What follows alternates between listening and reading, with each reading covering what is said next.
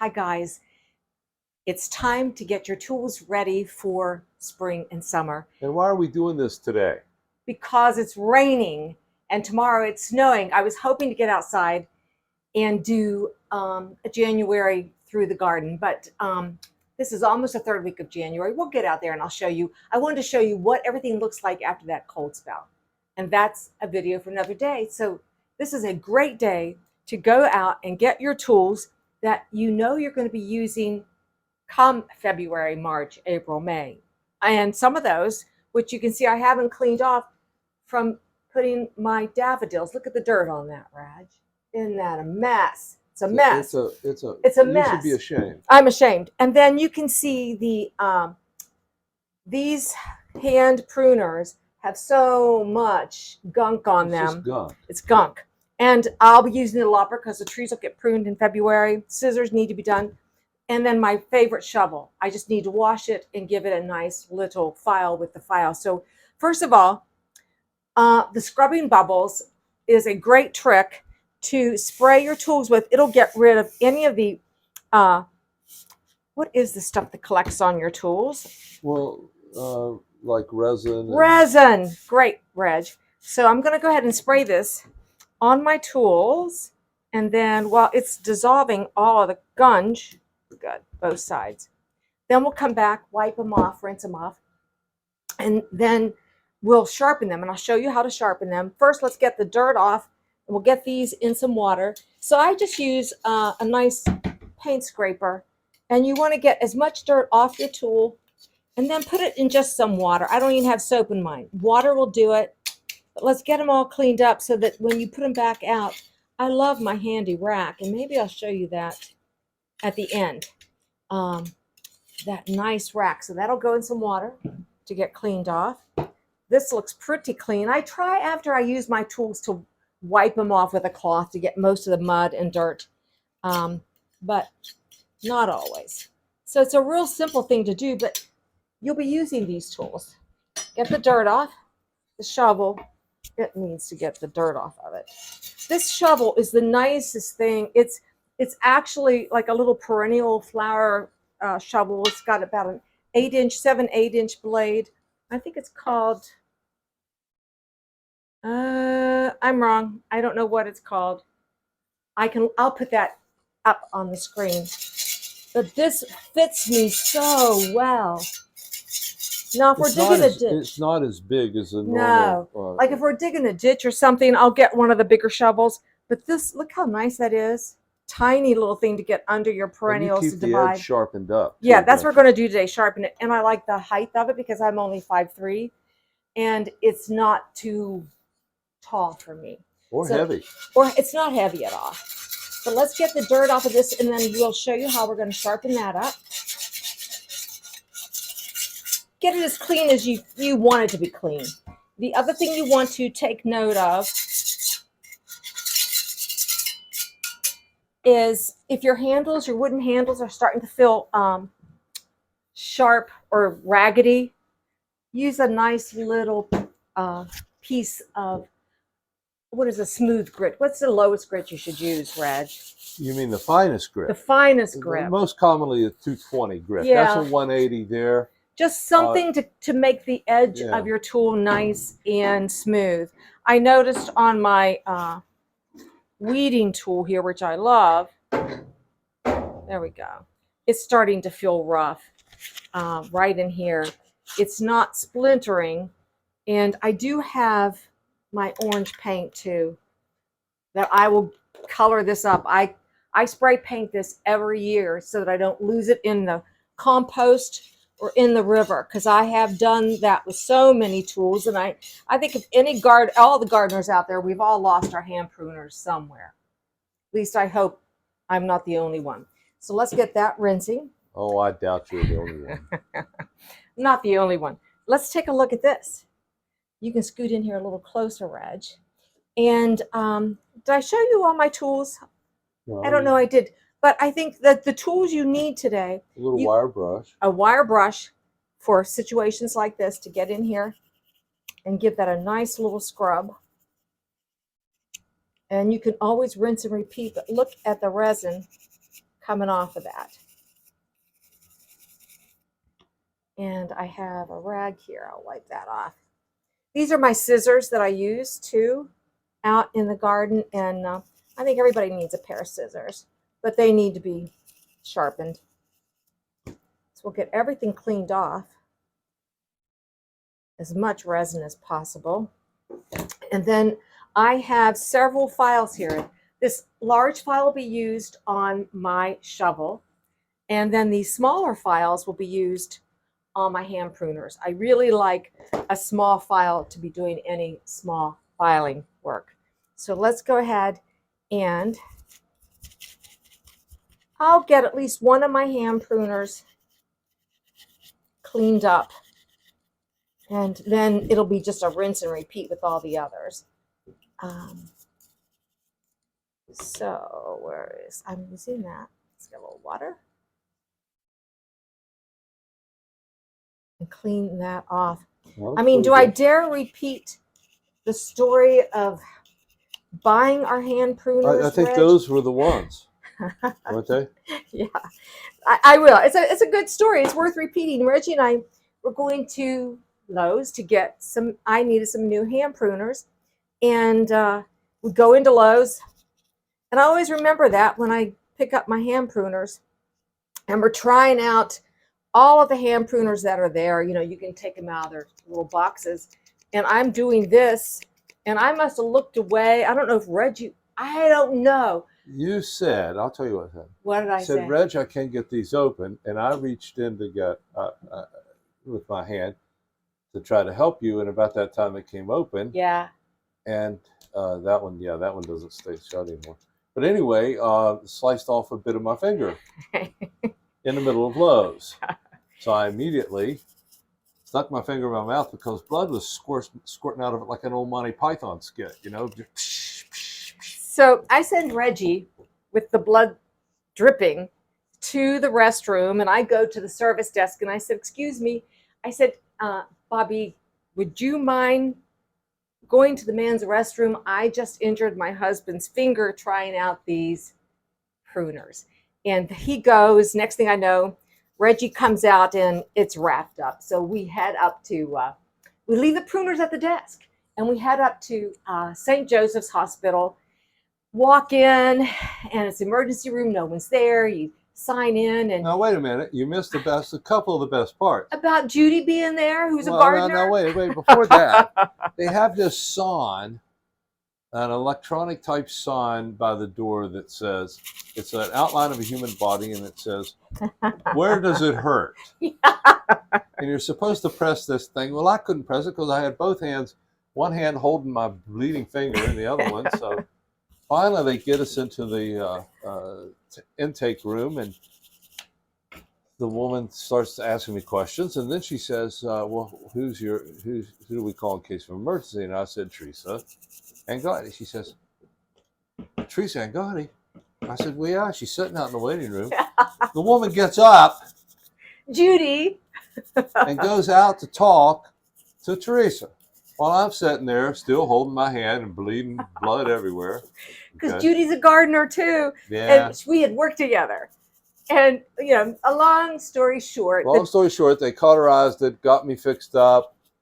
And as they cauterized it. Why? Because there wasn't any skin left. There wasn't any skin. Yeah. They had to cauterize it. But anyway, we get back in the car and we look at each other. And I think Teresa says to me, well, you want to go back and get those pruners since we're already here? So we go back into Lowe's, and they were waiting on us.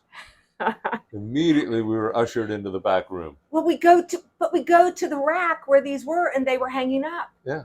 And so we go ahead and take them to the front desk, and we said, we want these pruners. Right. And they said, no, you've got to come with us. So we went to the back room, and we had to sign a whole bunch of non-disclosure waivers and different things like that to not hold those. They were in no way responsible for what happened to me that day. And we made certain, we told them we weren't going to sue them. Yeah. But so, and you know, let me tell you. They were sharp. They were sharp. And Reggie still lacks a feeling. I don't have any feeling in that finger tip. anymore. So as a warning, these tools are really, really sharp. And but you want them sharp. So let's start first sharpening the tools. That's what we're all about. With look how nice and clean those have come that off. looks so brand Doesn't new. look better. Yeah. Yeah. Yeah. So I don't take mine apart. I just clean them off. And then you're going to be looking, when you look at your tools, you will see a beveled edge. And that is pretty evident on all of my tools, the beveled edge on this and the beveled edge on my shovel. And that is where we're going to be applying pressure with your tool. And my favorite tool so far that I've ever found is this is a Corona 1800, and it's a little hand tool. What you do, you take the edge of this tool. It's flat on the bottom. You're going to place it at a 45-degree angle, and you're going to follow. I use my thumb as a fulcrum right here on the top edge of the blade, and you're going to follow that surface where you see the beveled edge, and you want to repeat this stroke 7 to 10 times from the back of the blade to the tip. Keeping that, I don't know if you can see the angle, probably that's a better angle. You can see the angle. I've angled my sharpening tool 45 degrees coming across. And I am really good about, throughout the summer, keeping my hand pruners sharpened. Well, I mean, why wouldn't you be? I mean, who wants dull tools? No, it's like a knife that you use for when you're cooking.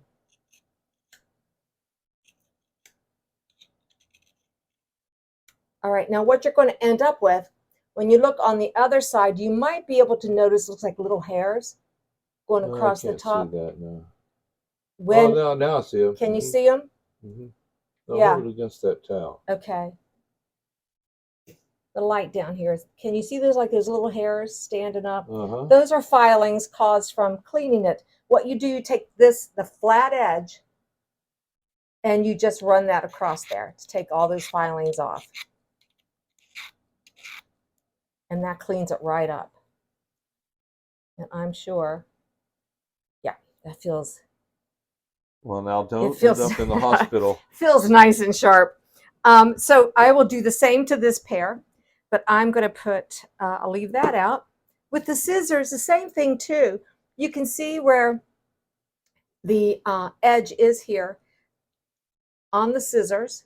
Grasp it in your hand this way. You've got a really good hold on it, and keep that at a 45-degree angle all the way up your scissors. I should do the lawnmower blade this year too. I'll try and take that apart, and we'll do a day of sharpening your lawnmower blades if you guys are interested.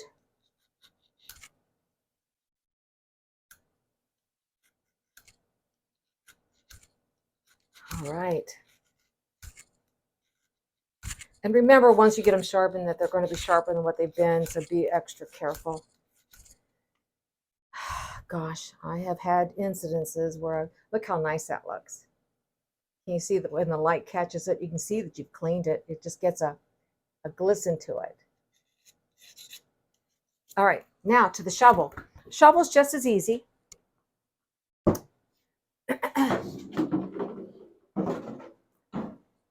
What you do with your shovel, you can see this beveled edge. Let me go this way. There's the better light. But what you want to do, you're going to go in one direction only. I'm going to press it down. And you only need to do the top edge of your shovel. And I'm taking my file, and I'm going to be going in one direction only. Do not do this back and forth seesawing action. That will not sharpen your blade. You want to make certain that you're filing in a downward along that beveled edge,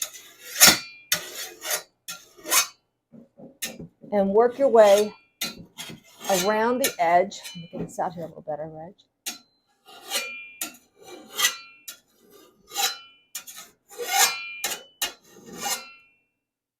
Get it nice, and you can always tell by the shine of it.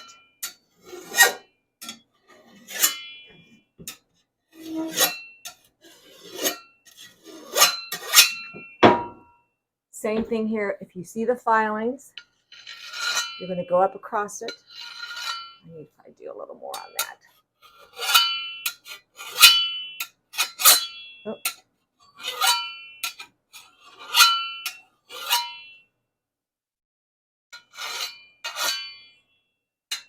So it's clean. Oh, sorry. I got a little carried away. And then what I'll do too is I will add a little 3-in-1 oil. Wipe that down one more time with a wet cloth and add 3-in-1 oil, which is what I'm going to do right here to this pair of my, where are the ones I just did? Right here. So I will add a little oil here, there, and then wipe that away. Any of the parts that are functioning, you want to make certain they're wiped off nice and clean. Oh, that looks so nice. I love doing that. So again, I will do the same with my scissors. I will add 3-in-1 oil. I've yet to clean with my big pruners. Let me just go ahead and show you.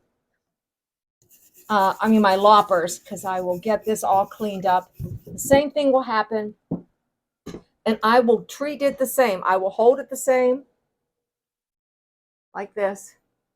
Once I get it all cleaned off, and you can see the beveled edge here. And I'll be going across that beveled edge with my Corona. Just like this. Get this at the 45-degree angle. Yeah, again at the 45-degree angle. You can just see it. But it needs to be probably sprayed again with my cleaning stuff to get that all cleaned up. Because it was heavily used last year, and it's going to be heavily used this year. The last thing I want to show you is if you have your tools that you're losing all the time, just take a second, get yourself some of this wonderful fluorescent Rust-Oleum orange spray paint, and give it a good coat. Get it ready for spring. Like I said, every spring I have to spray this up. Just enough. Put cardboard down on your surface though, so you don't get all over your table, even though this is a work. And I'm going to let that soak up. And I think that's going to do it. I will get oil on that and wipe up all my tools. They're ready. They're ready for spring. I'm ready for spring. We're all ready for spring. But it's only January. I know, but there's a lot to do between now and January. I want to get some winter sewing done of some larkspur. That needs to be done. I really liked how that worked out. It's a fun thing to do. I don't do a lot I do a few things. I have some, what am I going to plant? I'm going to plant the morning glories. I love those for my arbors, but it's too early for those. And I don't know. Trimming. We'll have to start trimming trees. So that's it for today. Thanks for watching Gardening on the West Fork. Get ready for spring. Get your tools out. Clean them up. You'll feel good about it. And start getting your supplies on hand. Getting your potting soils, your fertilizers, anything that you need. Look for seeds. It's hard to find seeds around here yet. But anyhow, that's it for today. Thanks for watching. We'll see you the next time. Bye.